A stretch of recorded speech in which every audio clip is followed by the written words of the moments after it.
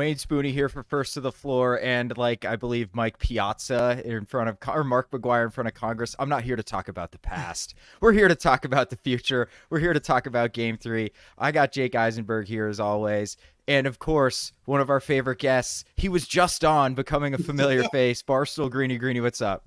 How you guys doing? Not great. Not great. Not Terrible. I warned you. That's all I'm going to say. I warned you. I feel like we were all kind of agreed that we weren't like.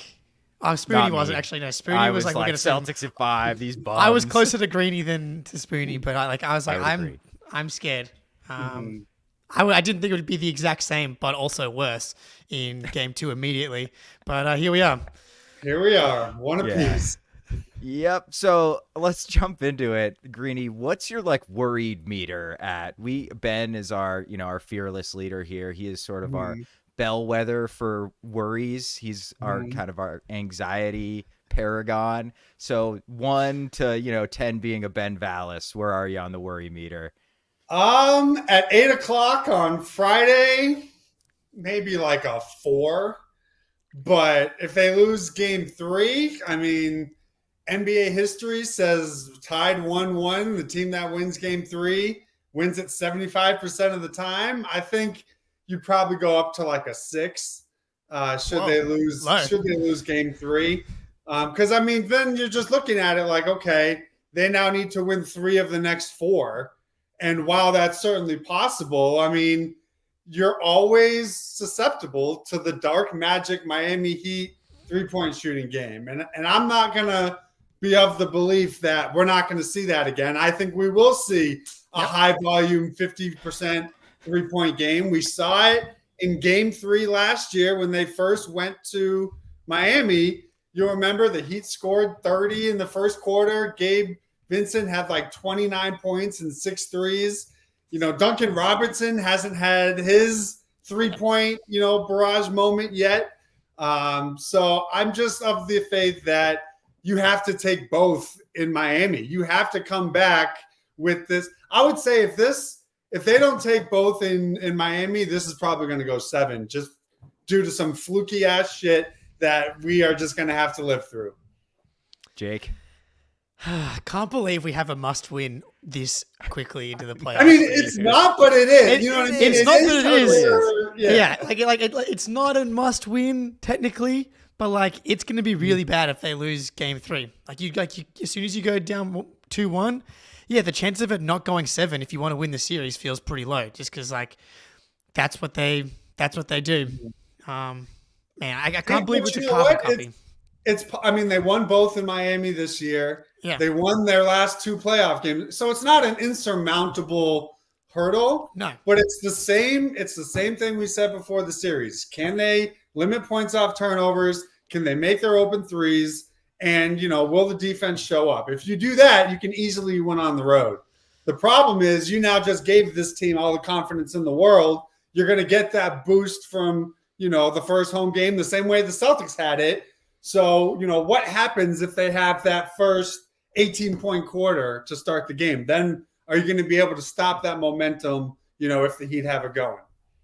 Yeah, I think that's the most concerning thing for me is that you just let Miami believe they can beat you. Like coming off of Game 1, when you extend that lead back out to 20 after they come back, if you just came out and like whipped their ass in the first half of Game 2, I feel like this is a sweep.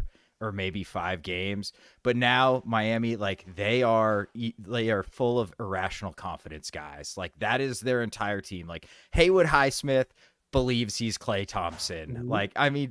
So now that they believe that they can win, that is the most terrifying thing to me. Like talent be damned. Like that is what the black magic is. That Spo puts all of these guys in their best positions to be as successful. He wrings every ounce of talent out of every single player that's on the Miami Heat. And that's friggin' terrifying, dude. I'm at a 6 already, I think. I think that's a little overrated, right? Like they had 21 wide open threes in the first game and they hit 33%. Yeah.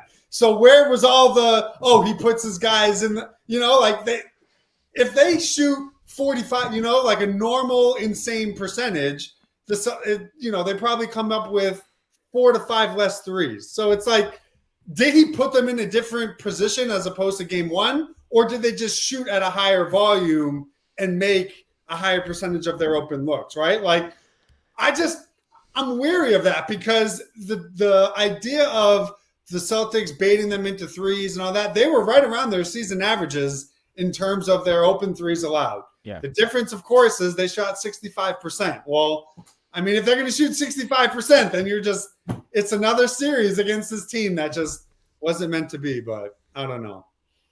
I just think that how long it's been going on, it's got to be Spo. But go ahead, Jake. Sorry. I was like, we don't need to talk about how it's happened 4 times to the Celtics in like the span of how many playoff games? 9 games. 4-9 or something like that. Yeah. Yeah, which, I mean, nuts, dude. that is so fucked. Yeah, it was like no other team in the entire league has more than one of these. Yeah. And the Heat have done it 4 times against one team. Like, what the kind of shit is that? Yeah.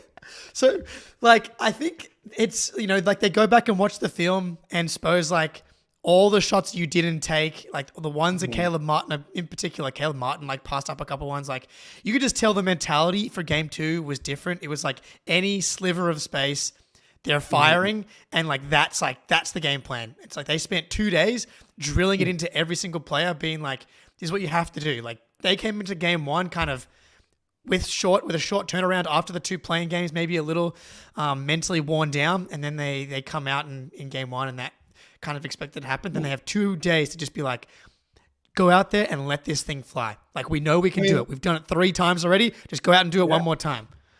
Let's be honest. We were beaten by Missoula ball. I mean, yeah. That's what it was. It was who cares about the paint? And in 2024, if your opponent is shooting threes at a high volume and making them at a high clip, you cannot trade that with efficient paint play. It's just, what does Missoula say? It's just math, right? So for me, that was the more concerning part. Is even if you're saying the Heat were, more concerned of running them off the line, find a way to generate your threes because the Heat are going to shoot. They're going to spam threes the rest of this series. That is their strategy. If you go back to the last game 1 of last year's Eastern Conference Finals, it was the same thing we saw. The Celtics had 61 points in the paint, but they were killed in 3-point volume, and they lost that game by like 7 or 8 points. It's the same thing. It's simple math. It's what we've based our entire existence on, is the fact that your opponent isn't going to be willing to match your 3-point volume. And if they do, they're not going to be able to hit it at a 38% clip. If they do, if you're not shooting threes, you're going to lose.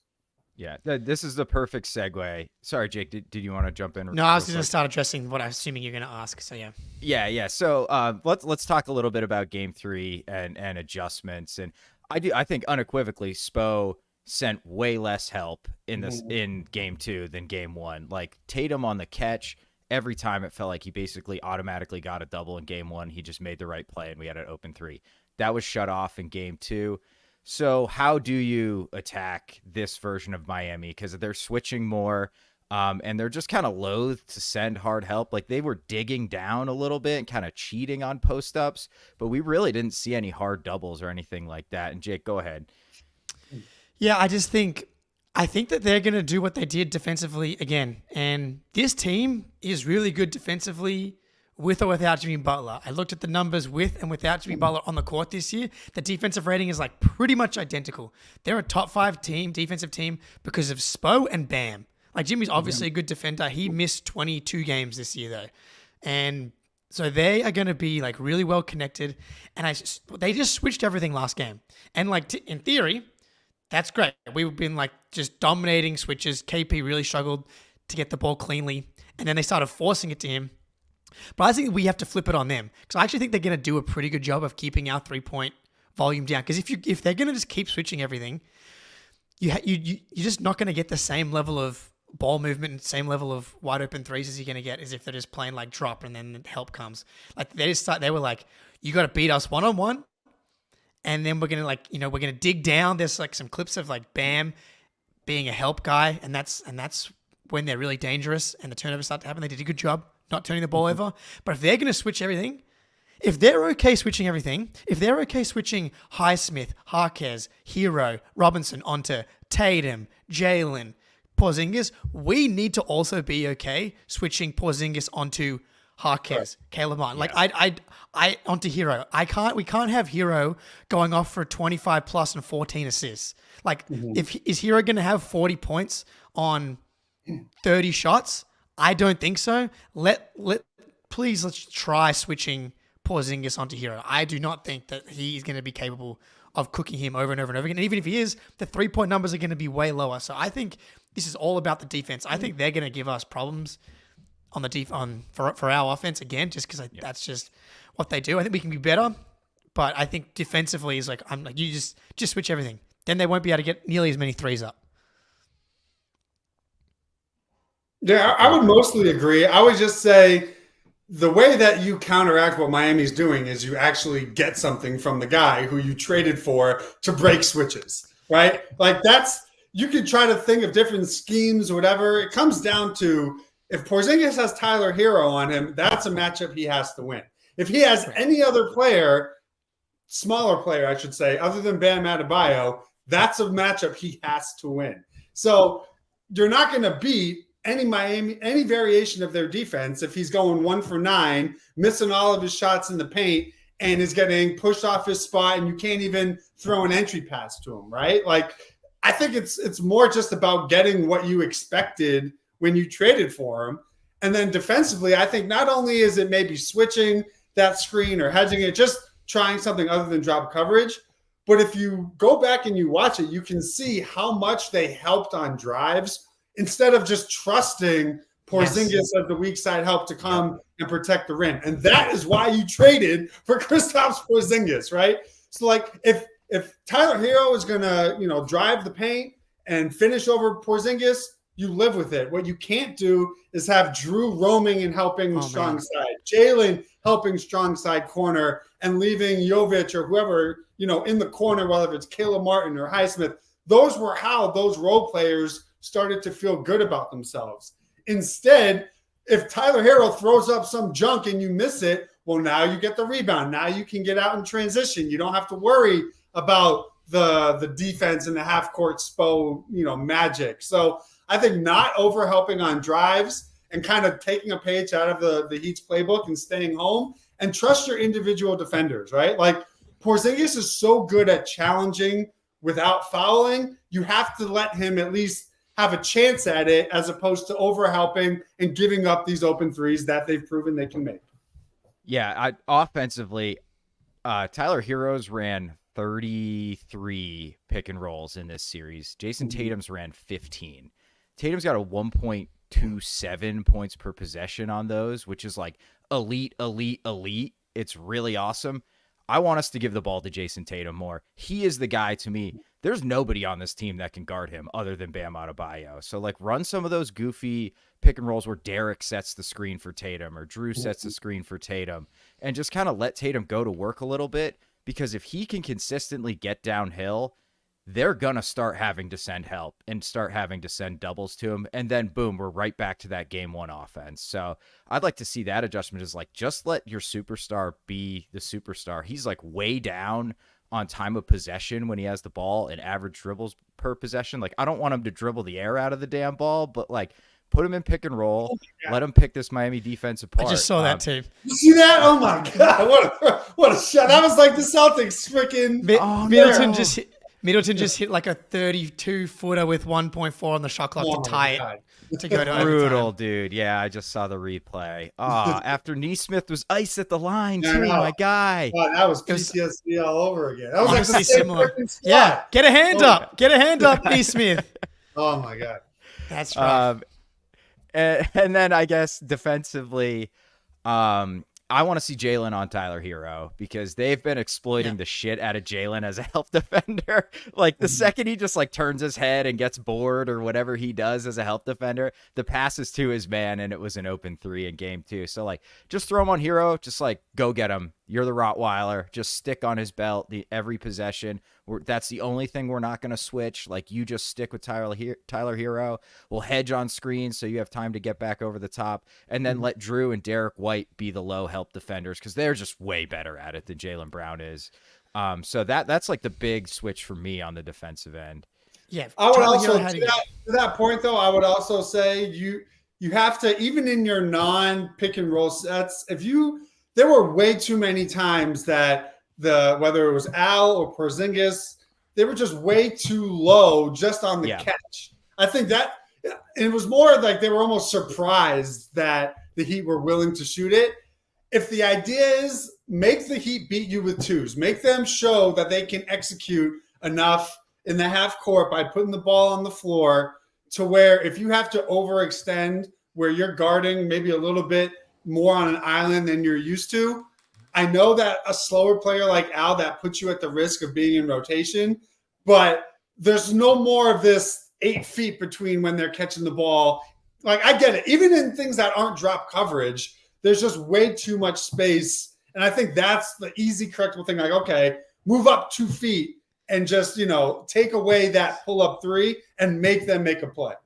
Absolutely. Like, so many times Al was too low. Man, it was just really sloppy defensively. It felt like miscommunications all over the place. Like, guys were getting caught. Like, this is one of the best screen navigation teams in the NBA all season long. Derek White, Drew Holiday. Drew was kind of a mess defensively too.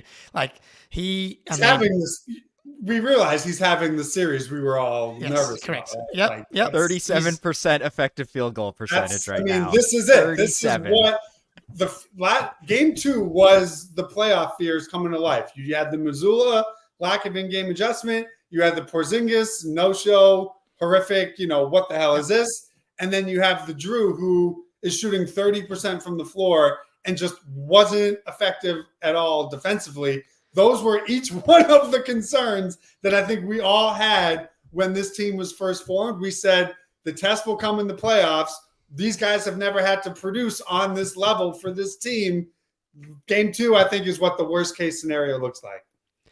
Yeah, Drew, like, if he's going to be bad offensively, like, I'm going into this was like, I can live with that if he's going to be elite on the other end. Like, the problem was he was game 1. Yeah. Fantastic. But like, there was one possession where Drew's like up the top and Tatum like saves Drew on 2 different occasions in one possession to get in front of the guy. And then the ball gets swung around and Tatum almost gets back to the third guy to contest. And Drew's just like jogging over to Highsmith and like doesn't even get a hand up.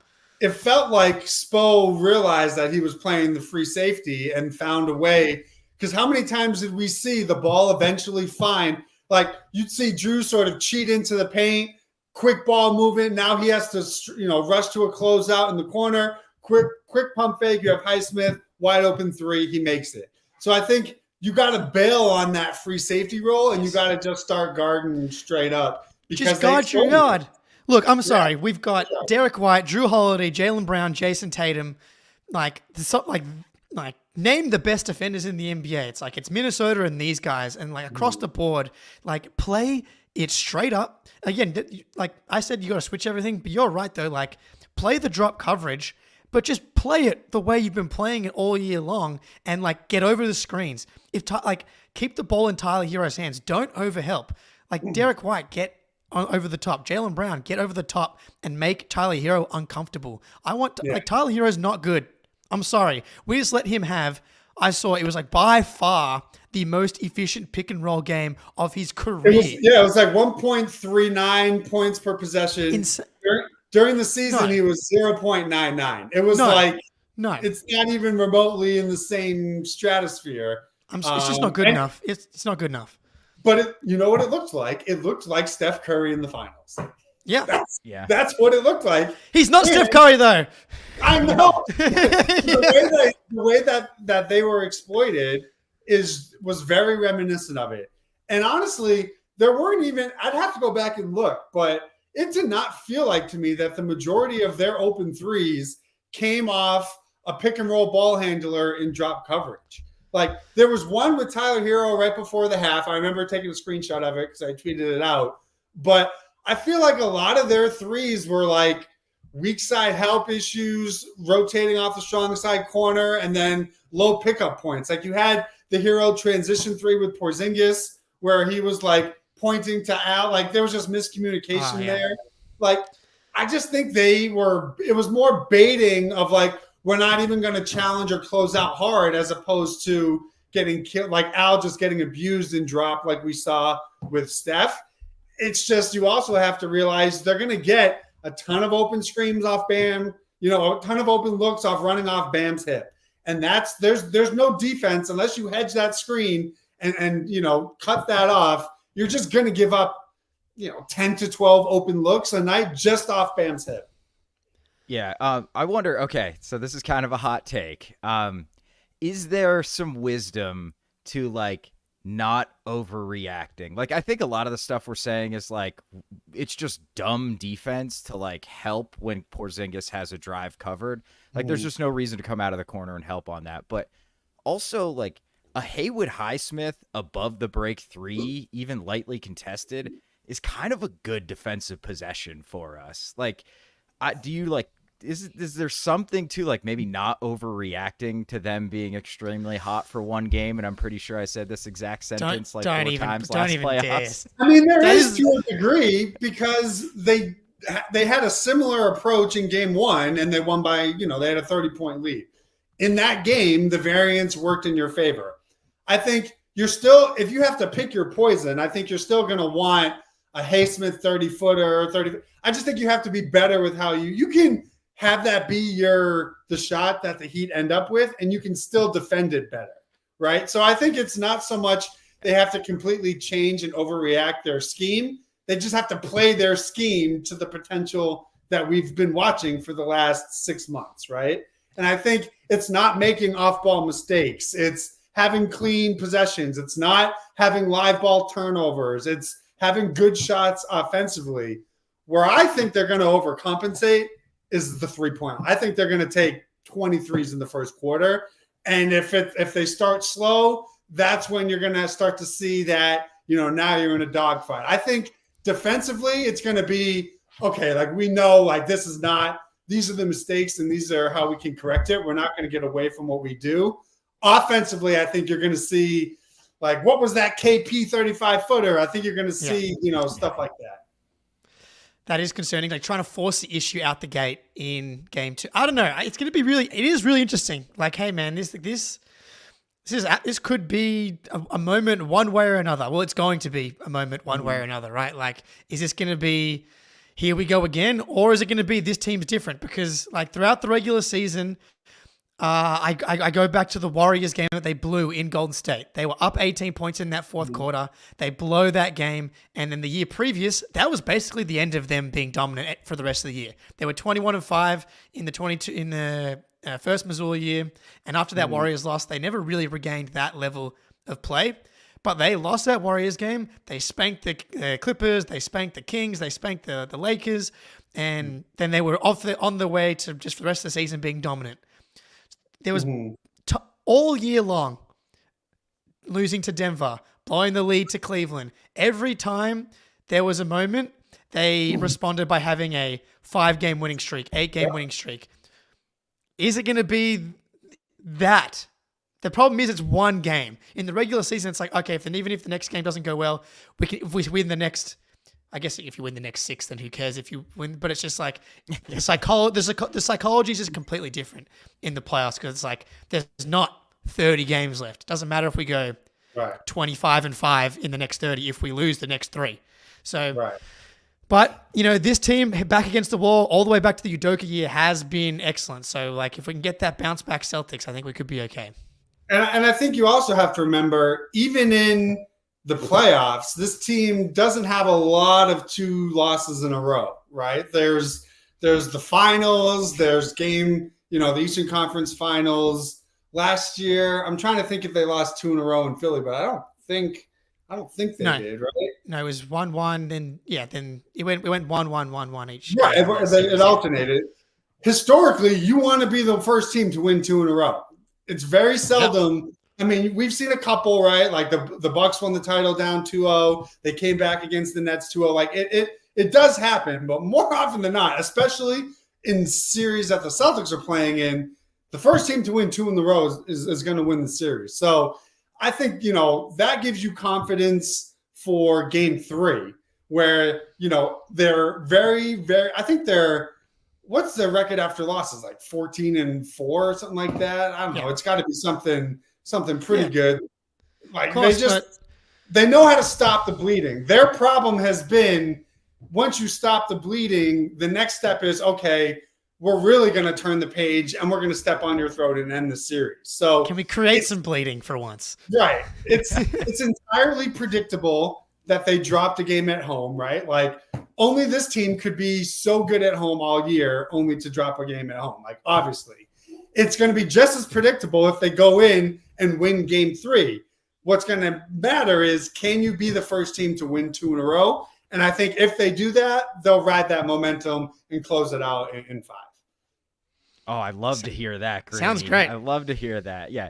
That's why I think this is so important. Like I think Yeah. if they split, like let's say they lose game 3, but they win game 4, they'll lose game 5. 100%. I think you need the momentum of winning both of these in Miami to say, hey, they got us. They shot 65%. Like we've beaten this. It was the first time that he'd beaten us all year.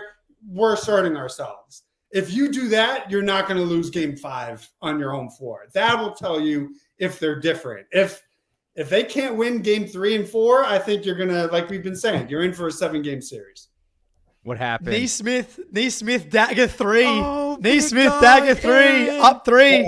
Hold on, I'm delayed. Hold on. Oh, you just got it. I risked my analysis. Right, I'm going to be honest. Which is I've never nothing. seen Neesmith hit a big shot like that. Maybe That's- Whoa, come on. I mean, he hasn't had many I did chances not know he to. was capable of that. Hey, He doesn't get two traded big. for Malcolm Brogdon. He hits that If shot. he was doing that, no, he doesn't. But then We should have never traded him. Bang. Hey, Good for him. he did. That's so. But the man, Middleton, is going to come right back in your face. Yeah, Double overtime. Oh here. my God, he's gonna do it again, isn't he? Good for him. I'm happy for guys that put in work, Absolutely. get the opportunity, and finally. It That's a it is shot funny though there. that he like hates us because of I us know. trading him. I Not know, my but fault. it's not we didn't tweet the. I was gonna say it wasn't Barstool. It was Bleacher Report are the ones that tweeted the paperclip thing about how the Celtics. man. We loved LeBron you. We called liked you a bag of peanuts, bro. Yeah, dude. We liked you. We sent you to a place that's allowed you to flourish and become the guy that you are. You would never have. You got him probably- paid. Yeah, dude. You're welcome. God damn. Dude, That he's is true. turned That is himself into a that is sick weird defender. beast. Like Yeah. I get him being motivated on the court, but like he trolls you after. It's like, come on, man, that wasn't my fault. Yeah. He's like mad at Tatum for some reason. Like Tatum Yeah. traded his ass. Yeah. So he's All right. injuring I us. guess we should probably get into an ad read here, and then maybe we'll talk a little bit about the East and get out of here. Yeah. Unless either of you guys have any more on Game 3. Just All try, right. just fucking bring it, dude. That's Just like pray. just Bring bring it. it. Just Well, fucking- also pray. Yeah, pray a lot. Do you feel like we'll know in the first like 5 minutes if they're like locked in or not? Well, I already know what. Like, I was thinking about this. I don't know if it was yesterday or the day before. I had a feeling when I woke up that we were going to get the Black Voodoo Magic game. We're getting the tie game 3 minutes to go. That's I saw you You tweet know, that. we got the Celtics blowout. We got the Black Magic Voodoo shooting game. This is the prove you can beat the Heat in the clutch type game. Oh These my two- God, he banked it in. Middle. Hold on. I'm delayed. Hold on. Same He fucking did it again. spot. Oh, Oh my God. Bullshit no. shot, dude. All right. What a bullshit shot. That is insane, dude. Poor Neesmith, bro. I Oh. know. Poor guy. He hits the free throws. I know. He's just trying to win the game. I can't believe he banked that. That is, he didn't call that. That doesn't count. That's All right. crazy, dude. Why did they foul? Up 3. I don't know. I know. Yeah. Yeah. All right. Carlisle, what a moron. I guess against Dame, are you worried he just like reads it and pulls up quick, and then you're fouling him for 3? I mean, Yeah. I've never seen that happen, but that's the only reason I can think why you wouldn't foul. Oh, Well, Middleton. 42 hindsight's points. 2020. Should have fouled. Yeah, That's should have right, fouled, yeah. obviously. Yeah, agreed. All right, we got to get into the ad read.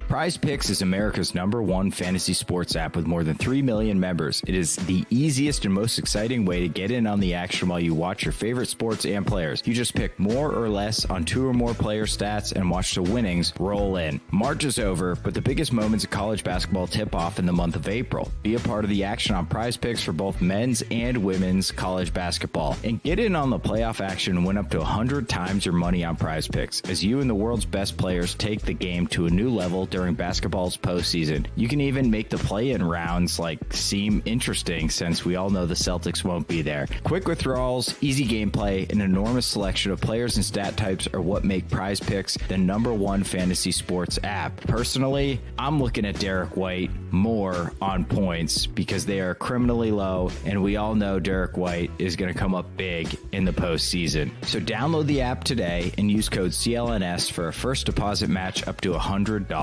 Download the app today and use code CLNS for a first deposit match up to $100. All right, this is going to be a really terrible podcast, probably. You killed me behind you. Oh my God. Tyrese. Hold on. Just crossing half court. Oh, Shakes Beverly. Wow. Got it. There's time on the clock. Middle. I know. They fouled him. Oh my God. I have it on mute. I don't know what. I didn't realize. He's at the line now. All right. right. Oh, wow. So he's for 3. Surely Middleton can't do 3 threes at the to extend this thing. Surely. All right. Would you foul? Sounds like us with the Heat. Would you foul? Now it would foul. Now it would foul with 1.6 because they got a timeout left though. So Ben might have to foul. Ben might have to cut part of this out of the audio pod because everybody that's in the chat live right now is doing the same thing we're doing. With so us. So this is I'm fine. I'm like the broke guy on YouTube TV. I'm like, fine. Damn. Well, I just got the Australian League Pass is ahead of you Yes, somehow. you are in the future. Yes, That's right. Yeah, it's tomorrow. Yeah, the Celtics win Game 3. I promise. I'm gonna fucking hold you to that, Jake. All right. So hey, next segment we were just gonna do a check-in on the other Eastern Conference playoff series. So hey, this is perfect opportunity. Indy Bucks 1-1. I have in my notes here that the game should be over by the time we record. Obviously, that wasn't even close. But if assuming, I guess I can't even say assuming Indy wins this game, but assuming Indy wins this game, how are you guys feeling about this series? This whole thing is the Celtics need to get their shit together because this series is going 7. And even if Giannis comes back, Dame, Middleton are old and they're going to be tired. Knicks, Sixers is a fucking bloodbath. It's just nah, dude.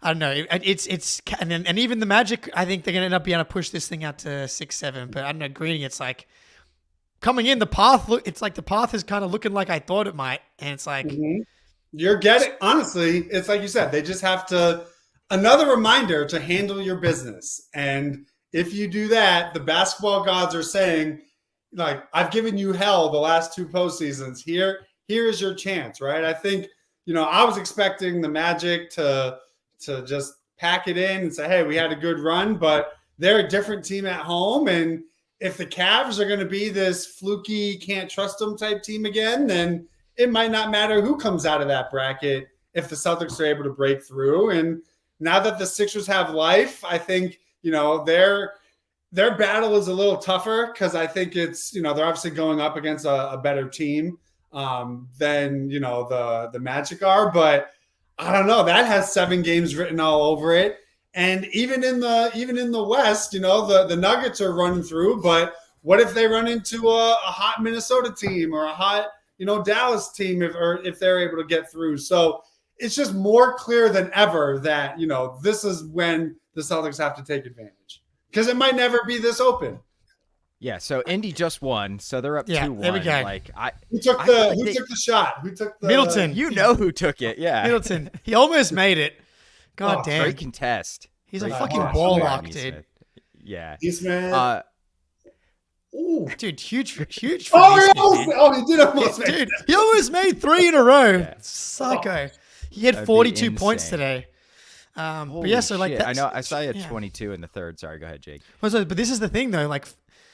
Obviously, that's the other side of the bracket, and we've all established we're not getting ahead of ourselves from like we need to win this series. Like this is not a joke. This is like we're not taking Miami lightly. But like if you want to talk about winning a title, it's like okay, the Pacers now have 2 wins, so the Bucks have to in order to win this series at minimum it goes 6, and it's like what are the odds that the Bucks this doesn't go 7 now if they're actually going to win the series versus Indy might just win this thing in 5 or 6 now.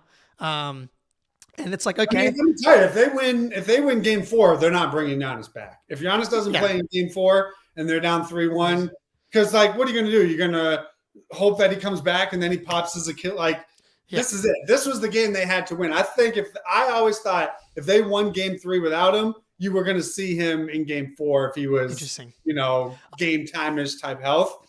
But I don't know. I know he's not even running or jumping yet. So like, I don't think he's going to be back for this series. It was more like if Indy gets through, like then Indy's through. It's like like if Giannis and the Bucks were able to somehow survive that series, it's like okay, Giannis is still lurking. The Pacers are a cool story, but it's like if they look like they're probably going to sneak through.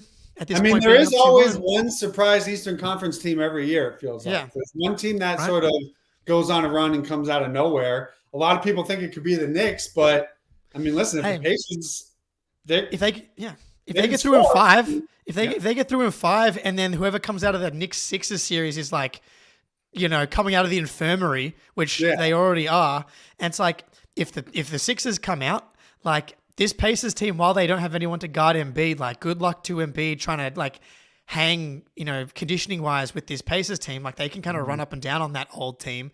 And whereas the Knicks, I'm the Knicks could easily be down 0-3 in this series. Totally. So like, I'm not a huge believer in what the Knicks are doing. So like, handle your shit. Celtics. Right there, man. That's what makes game 2 so fucking annoying because they win tomorrow, the season's over. If they had just found a way, it's just like, that was their second loss against an East team all freaking year. Like you couldn't have gotten that second loss in like January and be undefeated in the playoffs at home. Like we finally have the home court. Finally have the home court fortress for one game. Can we talk about Embiid? Like what was that shit he was pulling in that game, dude? That was insane. Like he tugs on Mitchell Robinson's leg. He's like, I think he hit 2 players in the balls, and he was crying and whining himself, right? But like you pulled the dude down. How are you protecting yourself? Yeah, I kind of get what he's talking about because the Kuminga injury was like identical, but he literally pulled Mitchell in the same way that Kuminga fell on him onto the same onto the same knee, dude. Like I don't know, man. I think Embiid's just operating in a different world at this point. Like he's got the palsy on the one side of his face. Like he's limping up and down the court. I don't know how he did this, man. Like I was watching it like kind of on mute because I was like watching the draft and also watching the Cavs Magic game. So, you're just like keeping track of a lot of different stuff. And I could see him kind of scoring, but like also a lot of antics going on. And then you tune in and it's like, oh my God, this dude's like about to go for 50. And it's like, he blew up in the third. Yeah, he blew up in the third quarter. And I mean, his non-ejection was basically the NBA saying, like, all right, we're sorry for game 2. Like, because that was as reckless. I mean, that is the definition of a flagrant 2. But they let him you have to give him his credit. They needed, he talked his talk and then backed it up with a 50 burger. Like we say when Tatum goes out and does that, like we give him his respect. I respect him from, his basketball production, but the Bush League stuff is pathetic. I mean, like that's just how he is as a player in terms of the flopping and the question, all that stuff. The injury thing is like, especially a guy who has had such knee problems, to do that to a guy who just got back from missing 50-something games was awful. Yeah, Jalen Brunson shooting 35% from the floor in this series. That's insane, dude. I mean, telling you, regular season. Yeah. I mean, listen, Ant went 2 of 12 or 3 of 12 and won. Brunson's been winning.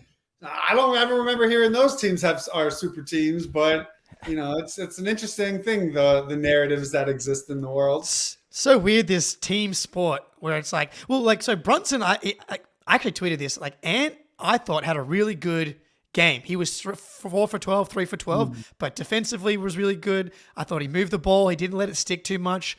Like all the things I've been saying that Tatum and Ant are actually quite similar.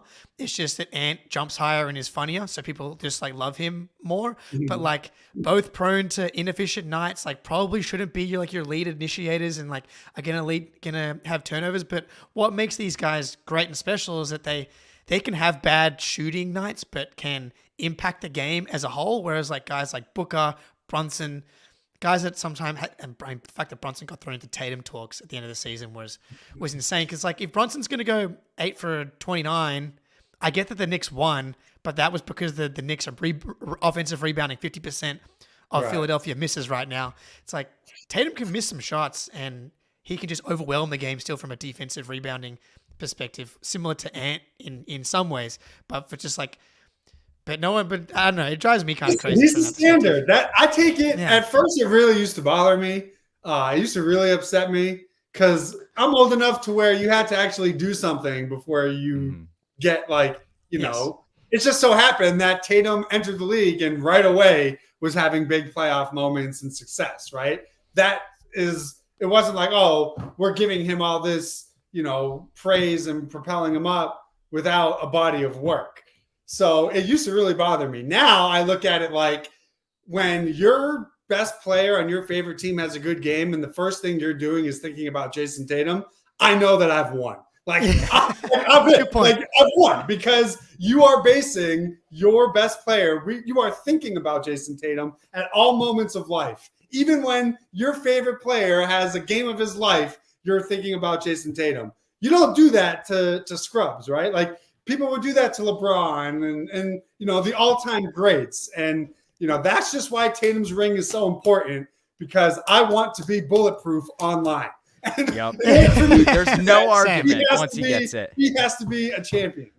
Yeah, there's no argument once he gets the ring. Right.